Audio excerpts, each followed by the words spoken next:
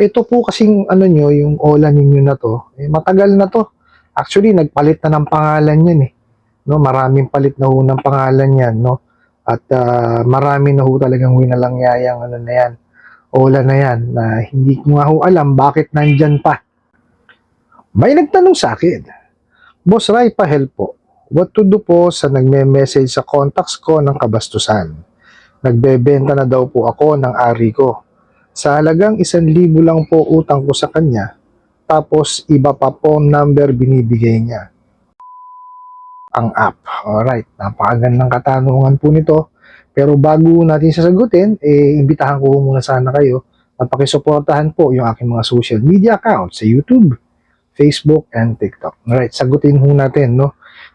Sabi nyo nga ho, no, yung inyong mga contacts na ninakaw nila, mini-message po ng kabastusan. Okay, ganito ho ang gawin ninyo, no?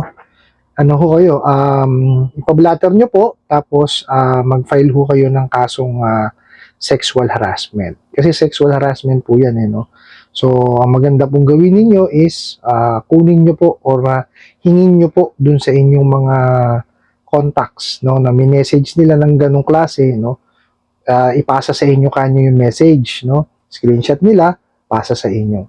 And then, maghanap po kayo ng abogado na makakatulong sa inyo. Kasi po, noong 1995 po, na-aproban yung Anti-Sexual Harassment Act. So, yan ho yung po pwedeng yung isang pangkaso sa kanya. Okay? Kasi ho, sexual harassment yun eh. No, wala hong sino man ang po pwedeng pag-usapan po ang parte ng katawan ninyo. No? Hindi po pwede yun. Tapos lalagyan nila ng mali siyang ganon. Kalokohan yun. No? Hindi ho tama yun, no? Tapos tanungin nyo rin ho yung abogado na makukuha po ninyo, no? It's either ho yan sa private or sa PAW, pwede ho ninyong ano yan, pwede kayong sa kanila kumuha ng tulong, no? Kasi kung wala pa naman ho kayong pambayad sa mga pribado, pwede naman ho kayong lumapit sa PAW, no? Sa kanila ho kayo manghingi ng tulong, no? Tanong nyo rin ho sa kanila kung papasok po siya sa ano, sa cyber libel, no? Kasi ho, ang ginamit is ano SMS. No, kung SMS so hindi ko kasi masyadong ano kung pasok po siya sa cyber libel. Ang alam ko kasi pagka sa social media, no? Hindi ko alam kung kasama ang SMS or email, no? So sila ho ang tanungin ninyo para po mas maintindihan yung maigi, no? Kasi mga abogado ho 'yan, no? Sila ho ang talagang dapat nating tinatanong tungkol sa mga ganyang klase, no? Yun ho ang gawin ninyo, no? Kasi masyadong below the belt na ang ginawa nitong OLA ninyo na to, no? Napakasalbahe. Actually, nabasa ko na ho yan, nadaanan ko na, no? Tapos, nag-message ulit kayo, no? Kasi kaya ko hindi pa siya fini-feature dahil pinag-aaralan kong maigi. Kasi mahirap po na ano na kumbaga, gagawan ko siya ng video tapos hindi naman ako ganun kasigurado dun sa sasabihin ko kasi hindi naman ho ako abogado. Ano po, ako po maniningil, no? Pero sa ganyan nga po, masyado na talagang below the belt yung ginawa sa inyo, no? Masyado nang maselan yung ginawa sa inyong yon. So, yun ho, idemanda niyo po. Tapos bukod po doon, no, sa pagdidemanda ninyo, ano ho, simultaneously, mag-complain ho kayo, no, sa SEC, tsaka sa ano po, sa National Privacy Commission. Ito po yung mga ano nila, mga yung email address po nila, no. Yan po yung mga sangay ng gobyerno na po pwede kayong mag-file ng complaint. Okay? Via email lang po pwede yan, no. Basta ho yung inyong mga ano, mga ebidensya, no, screenshot, i-attach nyo lang po. Okay? Ano ho yan, a-actionan ho agad nila yan. Ano po?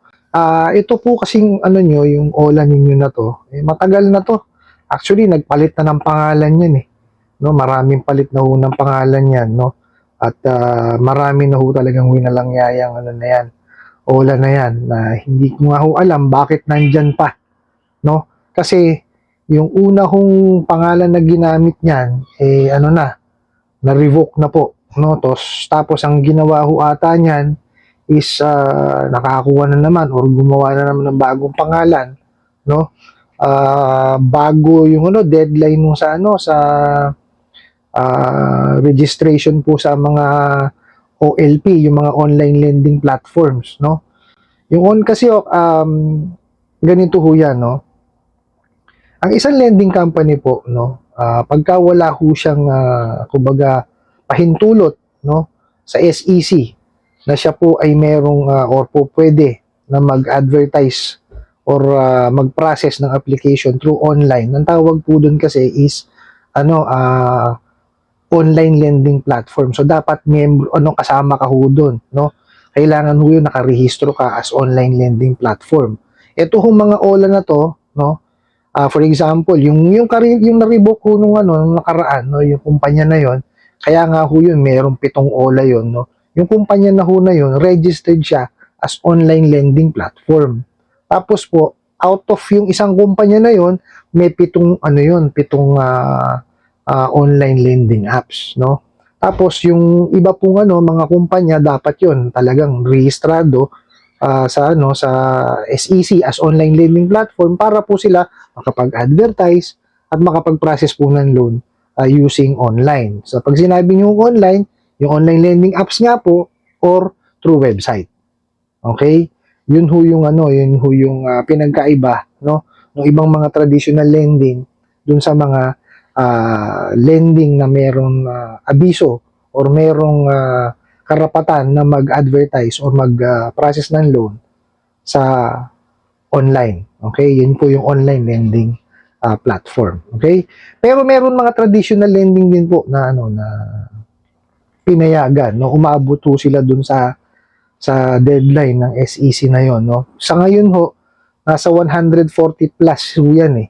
Yung mga online lending platforms na yan. So sila lang ho yung po pwede na magbenta or mag-process ng loan at mag-advertise through online. So hindi na ho madadagdagan yun, no? Not unless po nabubuksan ho ulit ni SEC yun, no? Kung po pwede ko silang magparehistro ulit ng mga kumpanya, no, para po maging online lending platform. Okay? Yun yung nangyari dun sa OLA na yan, no. Dati may pangalan na yan, na-revoke.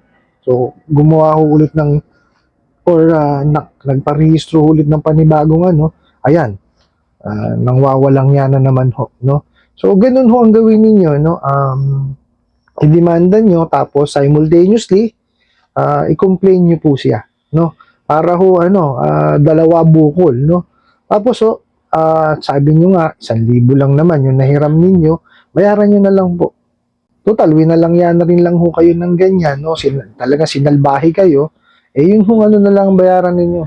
Yun na lang hong principal tsaka interest ang bayaran ninyo, no. Yun lang hong amount due sa inyo. Huwag nyo na hong pakialaman yung mga penalty na yan. Huwag nyo na ho silang bayaran dyan, no. Tapos magpalit na kayo ng SIM card, no, kasi sigurado kukulitin ho kayo niyan. Total, nakaranas kayo sa kanila ng harassment at kagaya niyan, sexual harassment pa ho yan, no. Talagang walang yan. Nanggigigil ho ako sa totoo lang, no. Lumabasa ko ho yung mensahe niyo na yan. Kaya nga hindi ko ho muna siya finiture kasi nga ho pinag-aralan ko ho muna, no. Kasi mahirap naman ho magsasalita ako sa harapan ng camera, no, i-feature ko siya nang hindi naman ho ako sigurado. Po. So, yun ho ang gawin ninyo, no, bayaran nyo siya, tapos palit kayo SIM card, tapos make sure po na ang inyong social media accounts are secured. Okay?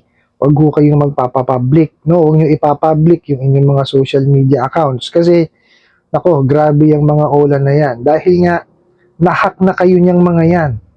Nanakaw na ho yung mga information nyo simula pa lang ho nung mag-register kayo sa kanila, no. So ang gawin nyo po, no, punta kayo sa mga sa tutorials sa YouTube, sa Facebook, saka sa TikTok. Meron ho yung mga yan, no, kung paano maaalis yung access ng mga walang yang mga online lending apps na yan, no, para kumbaga, mawala na sila ng access sa inyo.